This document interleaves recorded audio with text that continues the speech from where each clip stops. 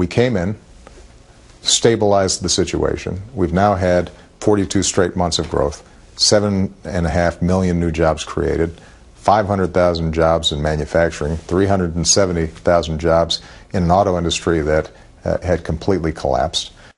Tomorrow, to mark the 5th anniversary of the collapse of Lehman Brothers, President Obama will point to what he calls steady progress in our economy. His speech is expected to warn Congress not to create self-inflicted wounds, of course, meaning no negotiating on the debt ceiling and starting down a government shutdown path. Here with his thoughts now, Chris Stirewalt, Fox News digital politics editor and host of Power Play on FoxNews.com. Chris, great to see you. Whenever I see the president make a speech like this, it typically means that he's got to shore up the base. And if you look at the polls, they need some shoring up. Well, look, he didn't do what he did about Syria for nothing.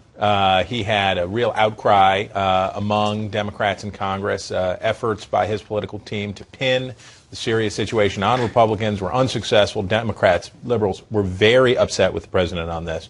One thing they're also upset about, though, is that no one on Wall Street, that no one went to and upset about that. What the president's trying to do now, stop talking about Syria, is the big winner so far. But the president's going to call it a win and try to move back to domestic issues and try to move back to dealing with his base, which is not real happy with him. Douglas Holtz-Eakin recently said that whatever recovery of the economy we can see right now is largely attributable to the policies of the Federal Reserve, printing more and more money, keeping interest rates low. He says what we need to do is have a long-term growth policy, and we don't have one.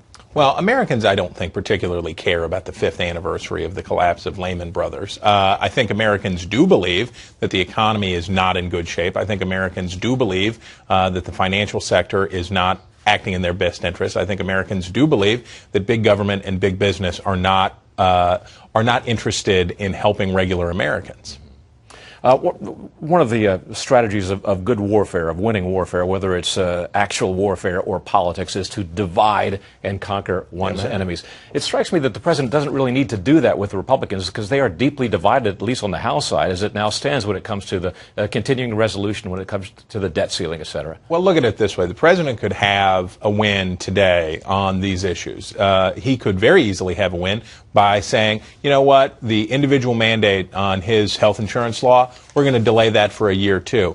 Economically speaking, it doesn't make it that much worse. The president never wanted it anyway. It would be a sop to Republicans and let them get through this.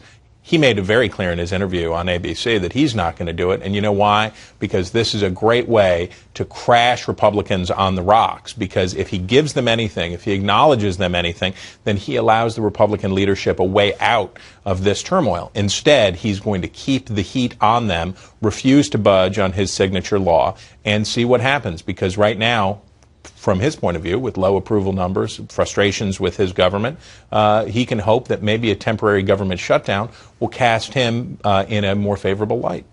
Okay. Chris, thank you very much. We appreciate your point of view, as always. And here's a must for you to do before tomorrow morning as it relates to Chris Stirewalt. Sign up for Fox News First, our daily political newsletter, brought to you by the one and only Chris Stirewalt. He works hard to give you all the must-read stories from inside the Beltway. Just go to foxnews.com/Fox News First.